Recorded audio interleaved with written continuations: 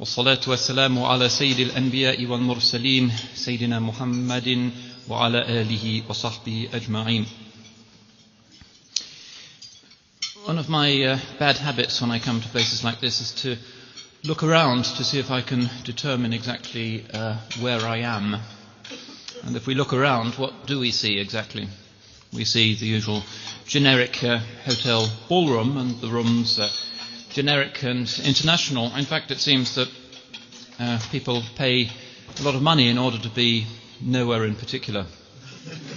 This is globalization, and it's our fault because it's what we want. If we didn't want it, it wouldn't happen. But I do find it strange that we could be in Bel Air or Singapore or anywhere and it would look exactly the same. Part of the modern condition is that everything is becoming homogenized. I find that strange because we religionists used to be absolutely sure that one of the fundamental human needs was to have a sense of place. Even 50 years ago, you could always tell a British hotel, the way you could tell a British suit or a British car. And yes, the country was crabbed, introspective, xenophobic, jingoistic, but at least it did have a sense of place, and that was important to people. Now what puzzles me as I look around is that that no longer seems to be terribly important to us, except on the far right and the skinhead fringes of the EDL and the BNP and all those other acronyms that are now popping up, but I suspect that they too haven't got a clue what the local story is actually about. That's one of the things that we've lost. Another thing, it seems to me, is a sense of family. And again, we theologians are furrowing our brows. Why is it that we always assumed human beings needed kinship, celebration of ancestors? We could name all of our great-great-grandparents until certainly my parents' generation. We all believed in the extended family, and now we've let that go and we hardly think that we've lost something. My grandmother was at a nursing home on the south coast, and one Christmas time I asked the matron of this establishment how many other guests at this nursing home received visitors for Christmas. And she said that my grandmother was the only one. The others were all kind of airbrushed out of the consciousness of their families. That again, for those who believe that there are certain human constants, and family is one of them, is perplexing. But this is where we are.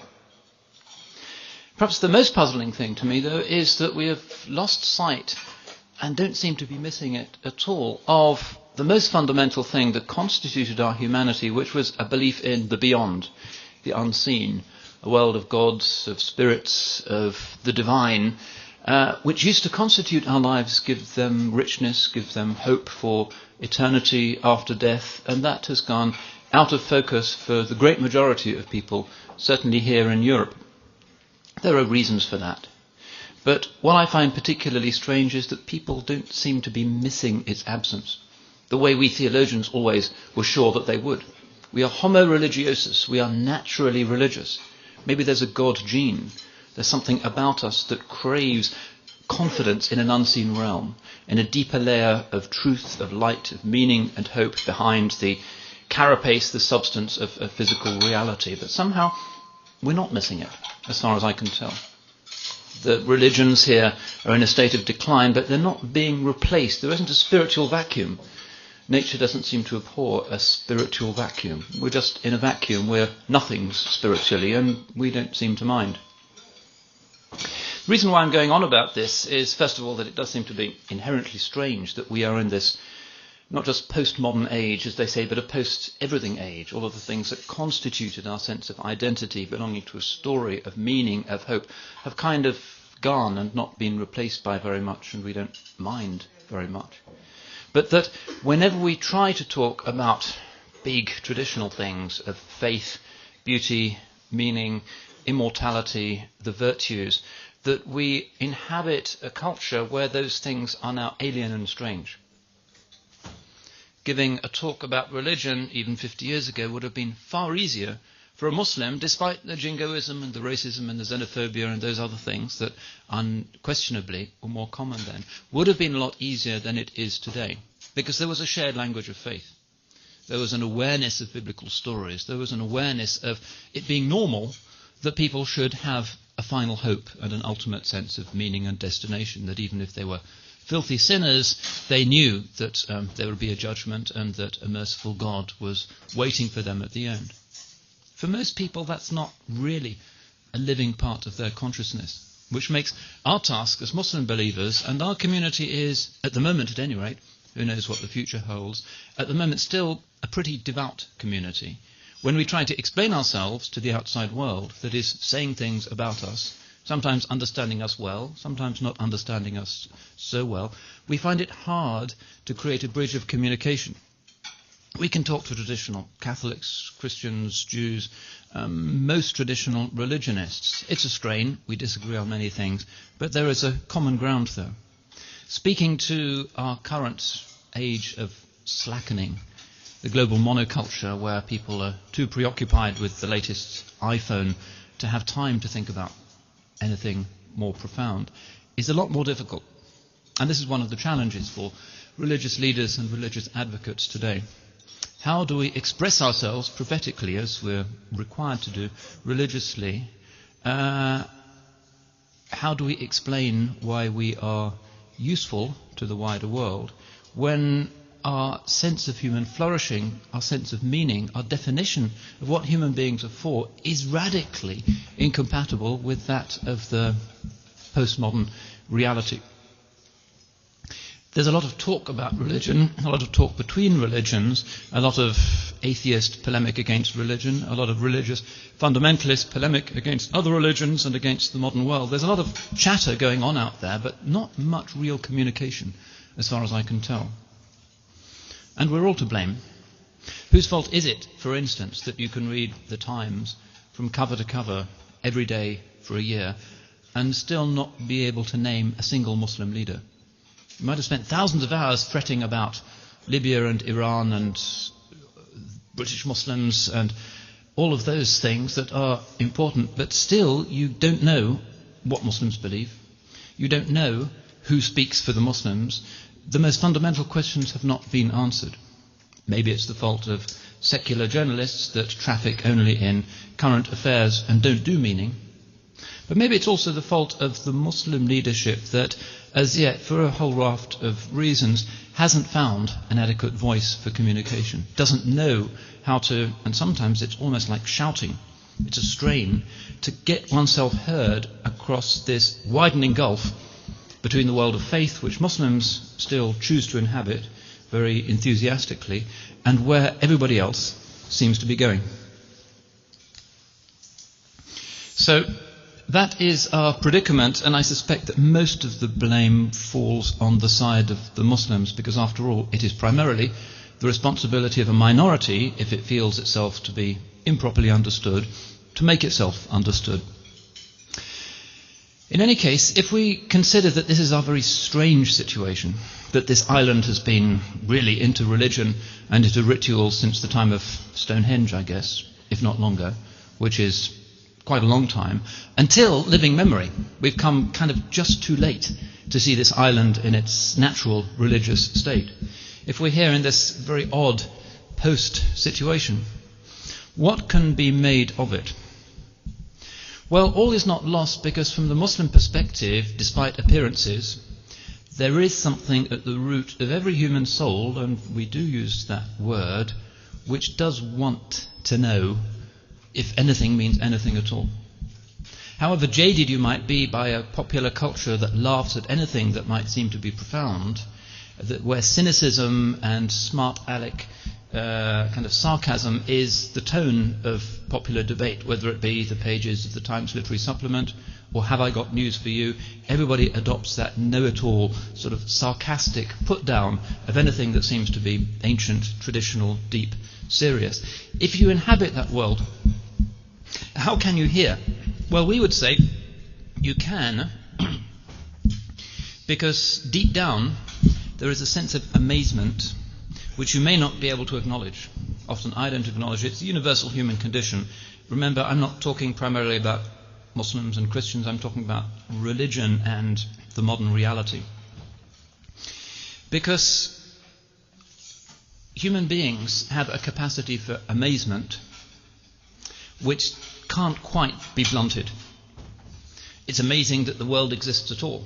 It's profoundly unexpected, counterintuitive, weird, but there it is, and not just a kind of grey goo, but this world with all of its immensity and its natural laws and its gigantic, terrifying physical forces and exploding galaxies and the beauty of the nebulas and babies, and it's pretty extraordinary. Something within us wants to figure out why this is so amazing and what it might be. More weird than that is the fact that it can be perceived, and recently the head of the French National Observatory, Bruno Guidardoni, gave a lecture in Cambridge, and he was asked, what is the strangest thing in the physical world? And here's a scientist who deals with galaxies. He said the strangest thing about the physical world is that it can be perceived. That's what we can't understand at all, philosophically, scientifically. That it exists is something that we're working on. That it can be perceived and interpreted and understood is beyond our powers of reflection and does seem to be staggeringly unlikely. But empirically, there it is. The world exists and we are experiencing it. Again, within us there's something that wants to know what on earth that could be. And we've only got a few decades here before we all go into the hole in the ground. Can we do something with that sense of amazement?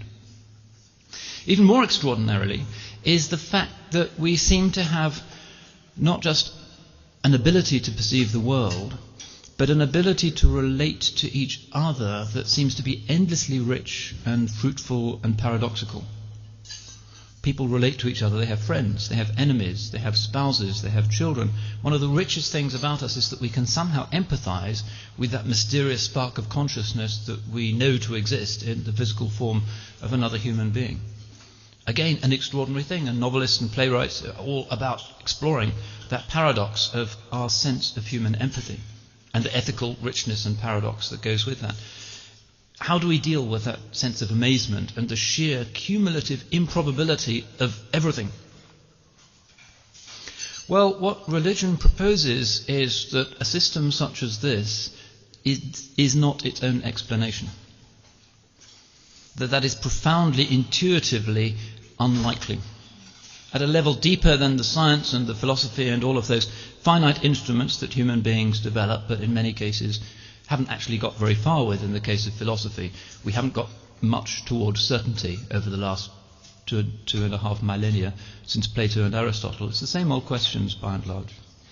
That at a deeper level, the existential level, the basic, essential I, looking out at all of this, we intuit that there is something behind it, that, as the Indians say, water is not generated in the well.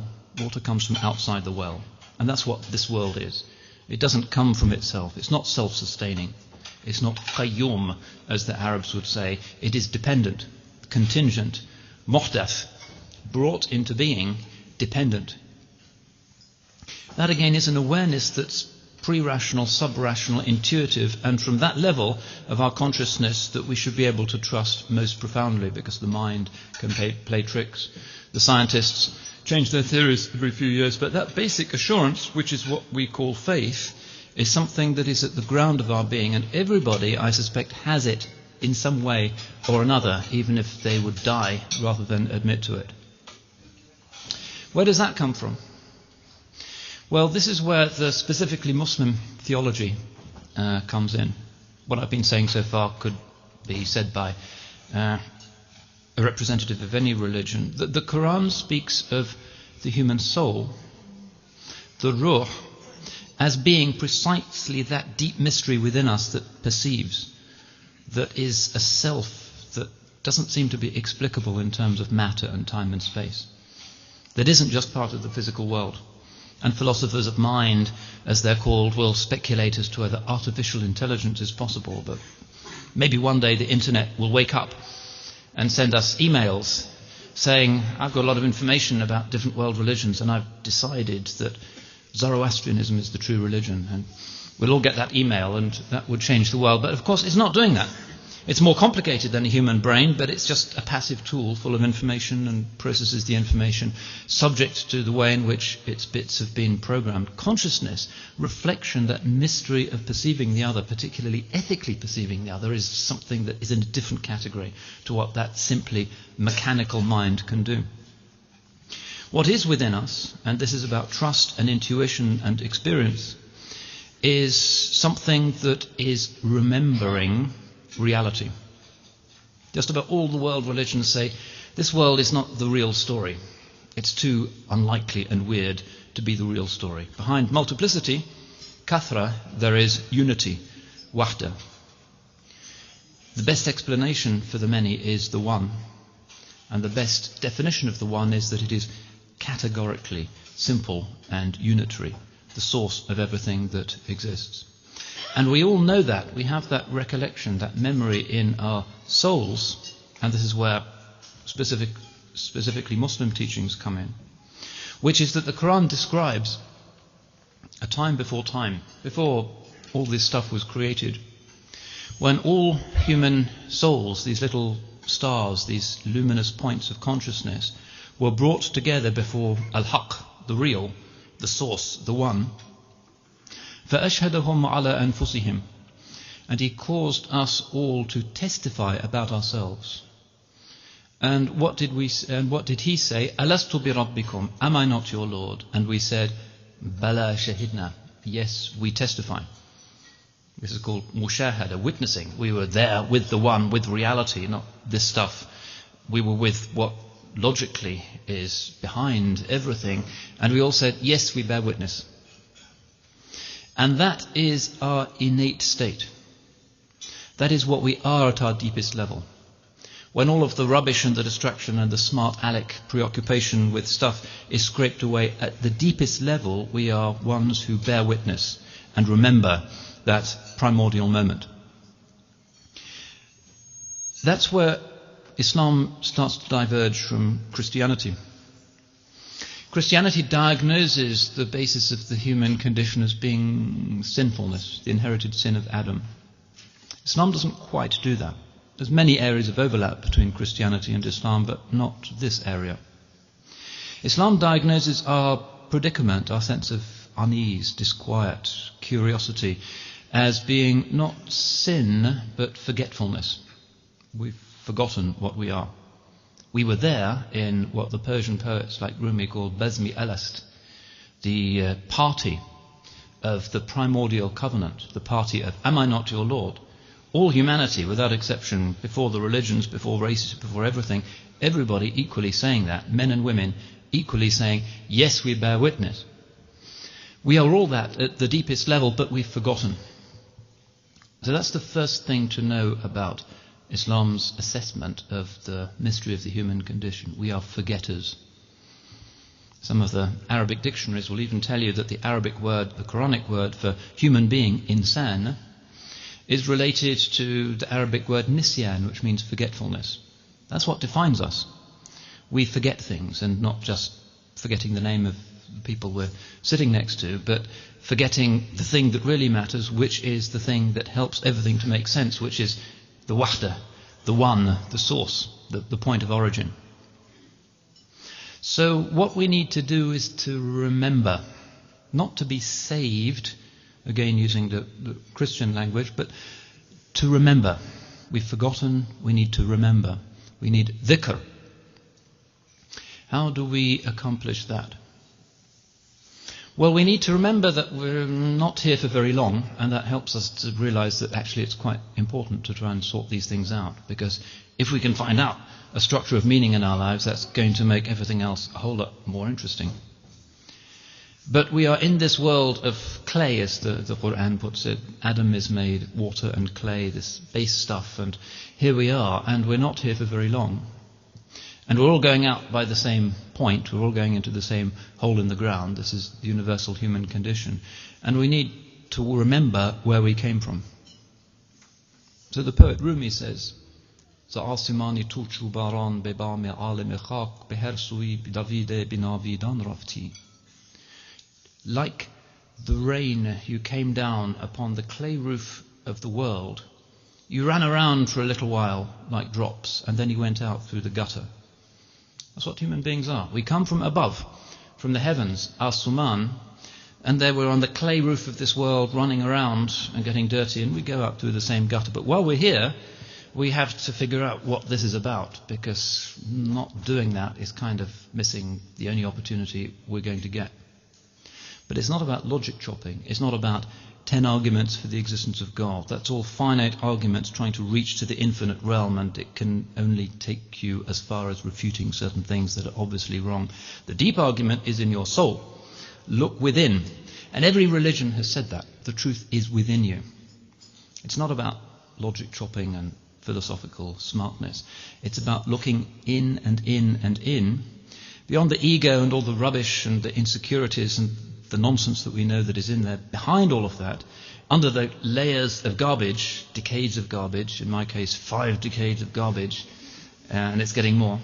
At the bottom of that, there is the memory, the remembrance of Al-Wahid, the One. So we need to get rid of the rubbish, and certainly we need to stop more of it coming in. And again, here, Islam, like every other religion, says there's 2 parts within us. There is the spirit, the ruh, the imperishable bit that is mysteriously conscious and that saw the One and will be returned to the One. And there is the false self, the nafs, the ego, which is what we are most of the time, which is when we want to put up a facade for others, when we're insecure about how we look, when all of the rubbish that we waste our few decades with. And we need to overcome that lower self and then discover what we really are. And that is difficult, but it's also immensely sweet because it's a process of enlightenment. It's hard to overcome the ego, especially in modern times where ego is everything. Without ego, where would capitalism be? Where would advertising be? Where would anything be? Where would any of our popular music be? It's all about ego. Be yourself, even though the self is never defined, turns out to be a very kind of evanescent thing when you really think about what the ego is made of. But still, the modern world is all about be yourself, discover yourself, assert yourself, but doesn't tell you what the self is. We need to go beyond that, transcend it, fight against it with a bloody sword of inward strife and combat. Get rid of all the egotism and the showing off and the self-deceit and the rubbish to see what's underneath. And what is underneath? And again, universal religious teaching is the imperishable spirit, that which pre-existed all of this strange stuff. And access to that is what helps everything to make sense. And again, not in terms of finally deciding which of those arguments for the existence of God might make sense or not, but in terms of mushahada, seeing. Ultimately, religion is about what one of our great imams and leaders, Al-Ghazali, called dhawq, tasting. You can talk about what the main course is going to taste like. You can talk endlessly, and you can read about it on the menu, but unless you've tasted it, you haven't really experienced it. And that's what it is to be in one spirit again. It's like looking at the moon. You can describe the moon to a blind person as much as you like, but he'll have only a very strange conception of what you might be talking about. But when you open your eyes and you see it, then you know that it exists and everything is in perspective. But being alive spiritually is more than that. It's more than just seeing another object in creation that you'd only speculated about through analogy. It's about seeing al-haq, reality, how things actually are, and beginning to make sense of the otherwise unbearably stressful fact of multiplicity and time and death and relationships and all of the stuff that stress us out, sometimes to the point of making us ill. Seeing beyond all of that, seeing that everything is completely in the grip of al-haq, reality. Everything is as it should be. Everything is the only way it could be. And what we are required to do is to conform ourselves to those qualities of perfection. Overcome the nasty vices and the selfishness and the rubbish, and become courageous, become selfless, become good neighbors, become good spouses, become just. All of those traditional virtues, and I guess the list of virtues is more or less the same, again, in all of the world religions. ornament yourself with those things, and those doors will open, and you will start to figure out what you really are, and the false self, which is really just a ball and chain, which is wasting your life, will be cut away and will disappear, and you can spread your wings and go back. And that again is a common theme of our literature. Tu bazi khas budi dar vasari pirzani chu tablebaz shenidi bela mekan rafti. Rumi again says, you were a royal falcon in the grip of an old woman, but then you heard the falconer's drum and you flew up to the place which is no place.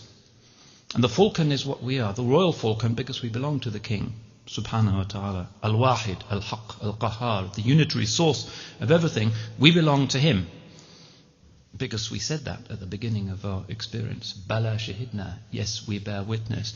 That's where we crave to be, not in the grip of this thing. And the old woman in the Persian poetry is a symbol for the world. From a distance she looks really sexy. You get up close and actually it's not quite so great. And that's our experience always with our worldly pleasures. The new car, I save up for it, I break my back working overtime for 3 years.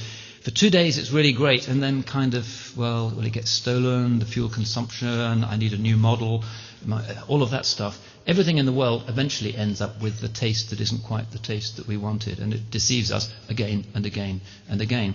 So we need to escape from that grip, and we need to fly. How do we fly? And that's the next thing that the poem says. When you heard the falconer's drum, then you go to the place which is no place. Bela mekan rafti. And we do need somebody to bang a drum to wake us up, because our nature is to kind of keep grazing. The world is kind of interesting. There's a lot of stuff going on here, and you can do one thing and another thing and another thing, and you're at the crematorium. And it didn't last very long, but that's what you get.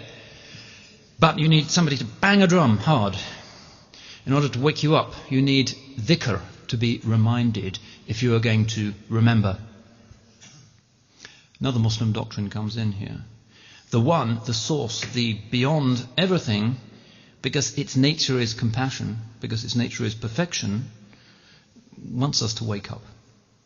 When you speak of will in the context of God, you're doing something that's a complicated analogy. It's not like us deciding to have eggs on toast for breakfast. The divine will is something not analogous to that. But we use this kind of language. The real, subhanahu wa ta'ala, wishes us to wake up. Doesn't like to see us grazing like sheep, munching, never looking up once in our lives. Because there's always another tussock of grass that looks juicy, and that's our life. He doesn't want us to be like that, because we're not made for that. We're made for angelic realms and higher than angelic realms. Ma bi felek budaim jari melek budaim hemanche ravim khaje ke an shahre mast. We were born to be children of the spheres, companions of the angels. Let us go there again, friend, because that is our city. An shahre mast, that's where we belong.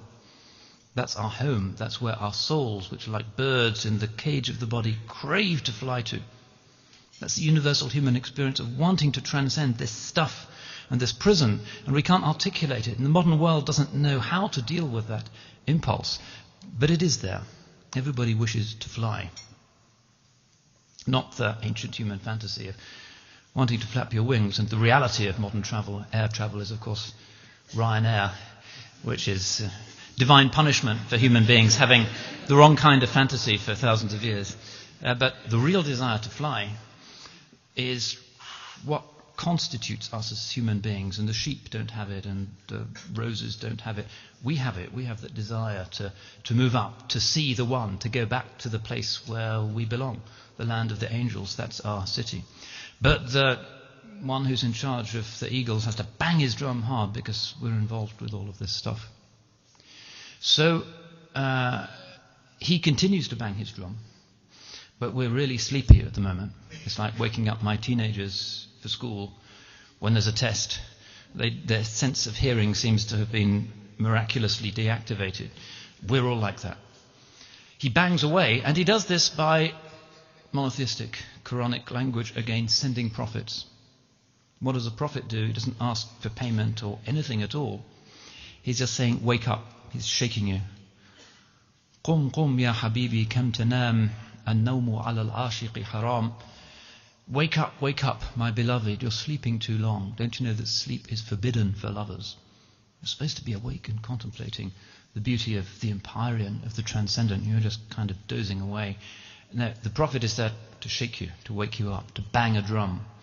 And sometimes it can be scary language because he reminds you of where your lower nature wants to take you. And we all know where that can be. The huge infernal realms that we see when we open a trapdoor and look into our own lower possibilities. And it smells bad, but we have that tendency. He's holding us back by the scruff of our neck saying, don't go there, look up. He can't force you into heaven. The function of a prophet or a saint is not to drag you by the scruff of your neck into heaven, is to say, look up. That's what you really are, for the realm of beauty, the realm of transcendence, for the realm of stillness, for the realm of truth, and not the kind of infernal stuff that is waiting for you if you insist on just looking down all the time. Look up. Asumani tu, the heavens, the divine heavens. And that's what a prophet does. Another piece of Quranic teaching, there hasn't just been one, there's been a gigantic number, and we don't even know their names. The Quran says, we'll just tell you some of their names. There isn't room to list them all. The Quran says, وَلِكُلِّ قَوْمٍ هَادٍ. For every people there has been sent a guide. Again, this might look different from certain interpretations of Christianity. There's only one perfect intersection of heaven and earth. Christ, the sacrifice, is the pivotal event of human salvation history. Again, Muslims think differently. The Quran says every one of those prophets has been there to bang a loud drum to wake his sleepy people up. Every one of those prophets has offered equivalently valid salvation. Salvation is salvation, reaching the one again, experiencing the perfect realms of proximity to the source. That's one thing. And all of the prophets have taught that. And many of the stories in the Quran are familiar to those who are familiar with the biblical stories.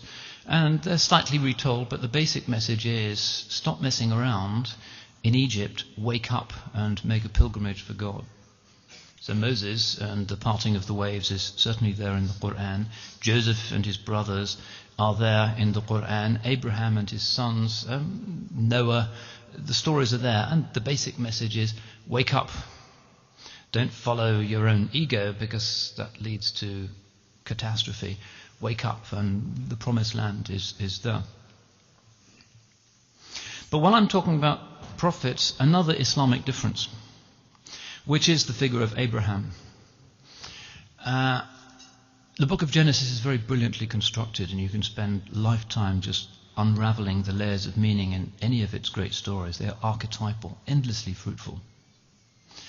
And one of the big stories is the story of Abraham and his two sons. And it is at that point that the two big families, perhaps the two most significant religious traditions there have ever been, diverge.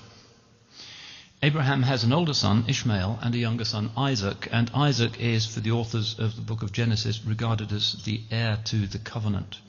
Everything interesting and valid in salvation history will happen through Isaac, including his descendants, and ultimately Jesus himself, alayhi salam, is from that line. Ishmael, the older son, is, on the usual interpretation of Genesis, kind of unnecessary, a prototype. And indeed, Abraham sends him off into the desert. But he is regarded by Muslims unanimously as the sort of proto-Muslim, the ancestor of Islam. That big story, Abraham and his two sons, the one who is favored and privileged and the other who is rejected, is at the root of a lot of modern issues, clashes of civilizations. The sibling rivalry between Isaac and Ishmael needs to be understood the way Muslims understand it, if you're going to figure out how we Muslims, a quarter of the planet, see things. For Muslims, it isn't either or. Isaac is a great prophet of God and celebrated as such in the Quran, and we respect and revere as perfected divine messengers his prophetic descendants, including, and perhaps particularly, Sayyidina Isa, or Jesus, whose mother has a whole chapter to herself in the Quran. But Ishmael is also of interest to us. Ishmael is significant because if you've looked at the story in Genesis, you'll see that Abraham is really old, he's in his 80s, but he's had this amazing visitation from an angel who's told him that he will have children and descendants as many as the stars in the sky. His wife is older than he is, and this seems like kind of the news came a bit late. They're almost in their Zimmer frames, but he's going to be the patriarch of everybody.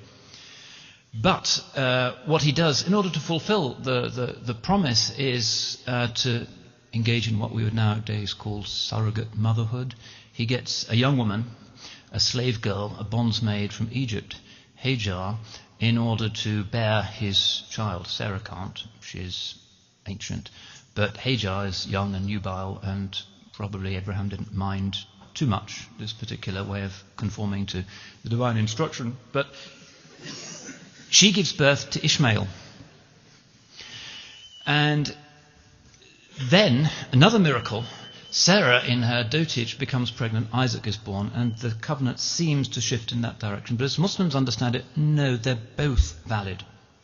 And that's important to understand, because Abraham got his face on the cover of Time magazine about 5 years ago, and there were a lot of rather silly stories about how we can understand the clash of civilizations between Judeo-Christian civilization and Islam in terms of this story in the book of Genesis. And they thought all Jews and Christians reject Ishmael, all Muslims reject Isaac, so it's kind of hopeless and we all need to be secular instead. But the Muslim understanding is that we accept both of them. Both of them are accepted, both of them are heirs to Abraham's promise. Ishmael is particularly interesting because Ishmael is half Gentile, which for the authors of the book of Genesis means a lot. She's from Egypt, she's the other. And her progeny are, as Muslims understand it, to be the harbingers of a new way of universalizing monotheism, which isn't just for the Jewish people, heirs to the promise and the covenant, but to everybody. Her Egyptianness is the sign that her prophetic descendant will be a prophet who is bu'ithtu lin-nasi kafa, as he says, sallallahu alaihi wasallam, I am sent to all mankind. And there's a great secret for this, and it's a very important deep drama in the Muslim imagination. The one who is rejected, she's ethnically not pure, she's just a single mother sent out into the desert and presumably to die. That's the only conceivable outcome. In fact, through God's providence becomes the ancestress of the final prophet, who is Muhammad of Mecca, whose descendants are now a quarter of the inhabitants of the world. God is with the outcast. God is with the ethnically mixed and despised. God is with the weak single mother and the child. God is with the outcast. Fundamental part of the Muslim self-understanding, particularly in the modern world, because Muslims have been left behind by the great imperial and economic powers of the modern world. Islam is kind of trudging along behind the pace setters in Washington and London and Paris and being asked to keep up. And in, of course, European cities, Muslims often a suspected, despised, not terribly welcome underclass. From the Muslim perspective, that's kind of as you would expect. God is with the underclass. God is with the rejected. God is with the despised. In the great cathedral tower cities of the modern world, God is with the Bangladeshi taxi drivers in their mosque who nobody gives a thought to.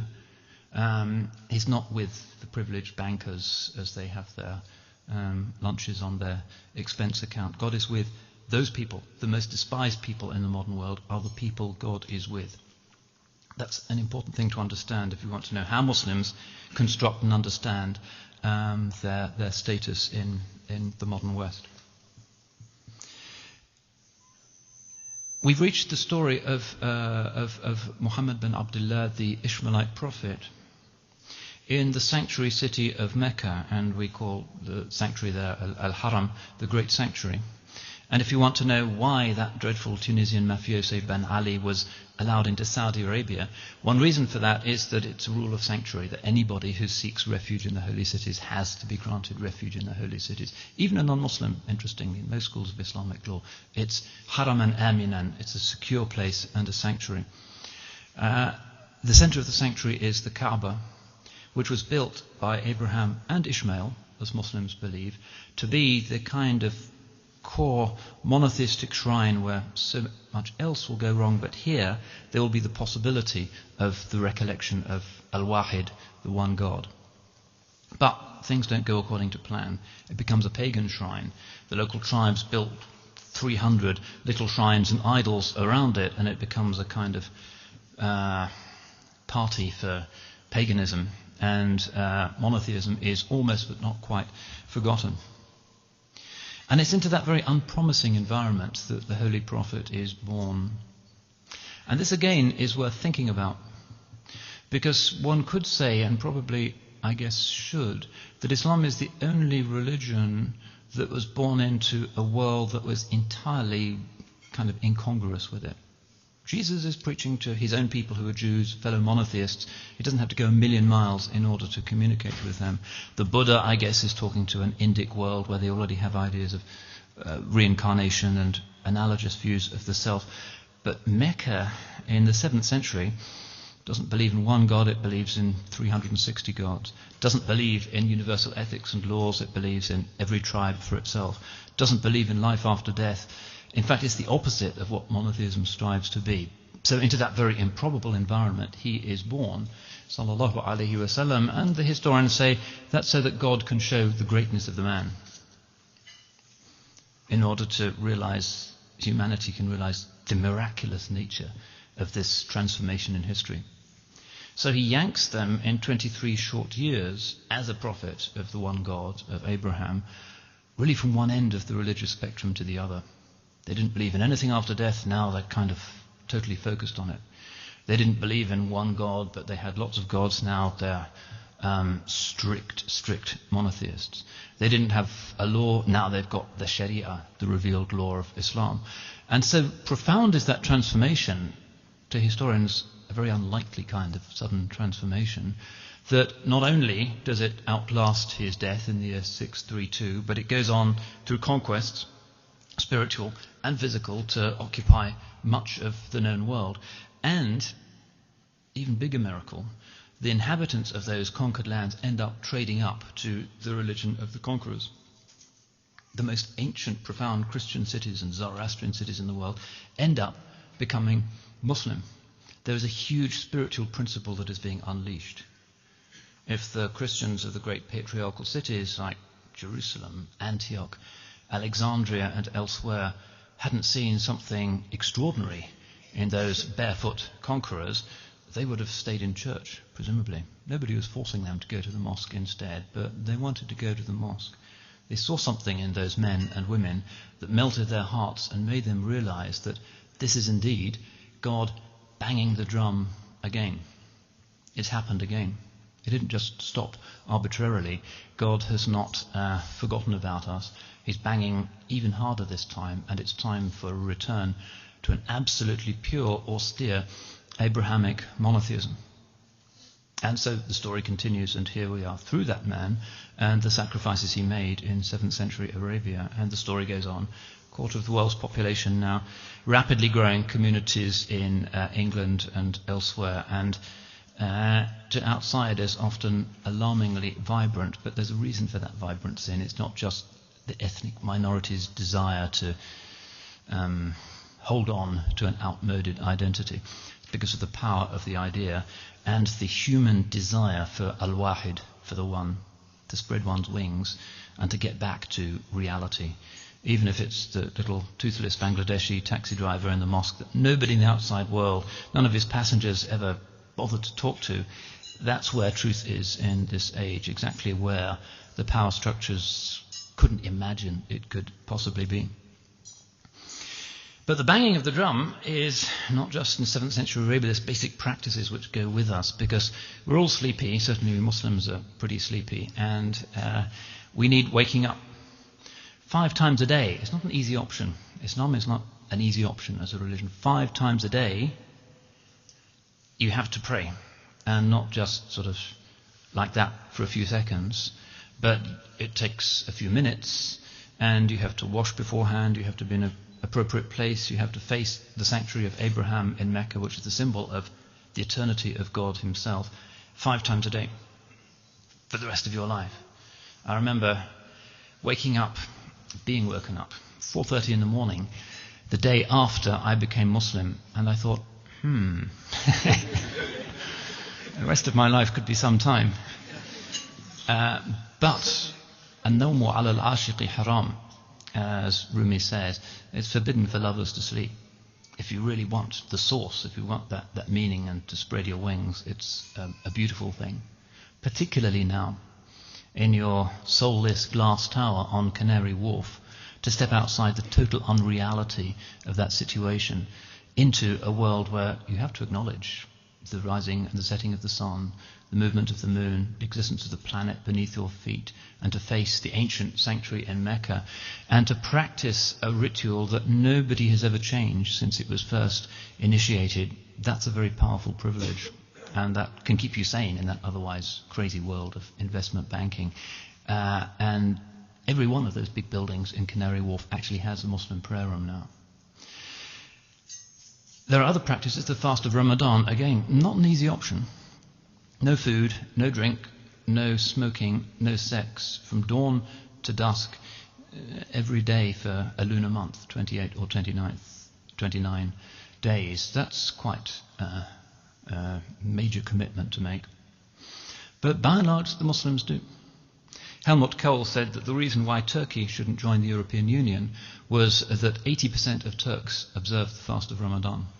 He thought that made them completely unassimilable to any possible secular European reality. People are alarmed by the energy that can make people relinquish such obvious, normal human pleasures, but it's still very widely observed. And then the tax, the alms tax, the zakat, on your wealth, not on your income, a 40th every year of what you have has to go to the poor, basically, including, of course, great charities like All for Aid.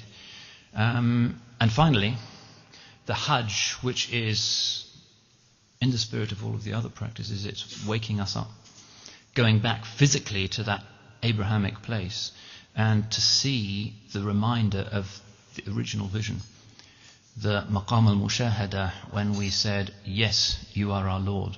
That's what circling around the Kaaba represents, reminding ourselves of what we were doing before all of this stuff existed.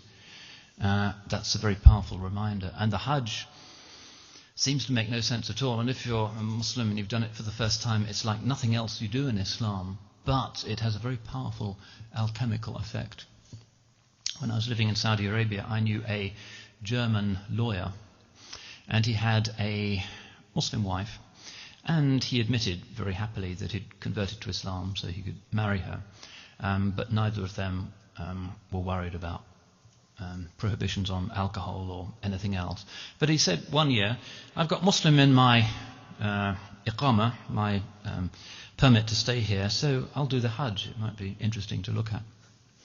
He comes back a week later, and he's completely changed.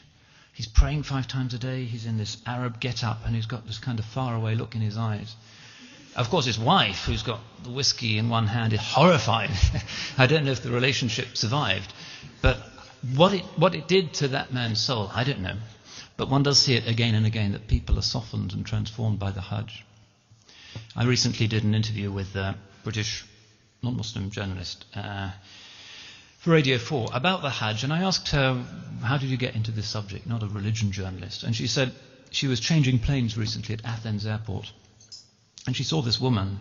She didn't know if she was a Muslim woman or not. She wasn't dressed in any special way, and she had an extraordinary expression, extraordinary look in her eyes. She didn't look like anybody else that one would see in a transit lounge.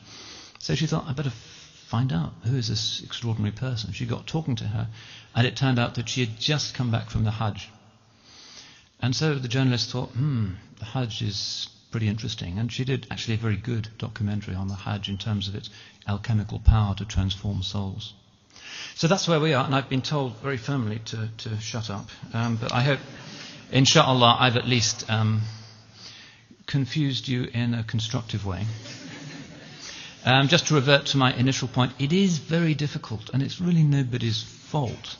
And it's not specifically to do with Islam, but it is very difficult to explain what religion is about to many people who, through no fault of their own, have been brought up in a culture in which most people haven't heard of religion, except as some perhaps extremely soppy, thought-for-the-day thing that just agrees with whatever liberal idea might be in the air at the time. But real religion, real faith, real self-sacrifice, transformation, being prepared to be unpopular if necessary, is something that people have not been exposed to.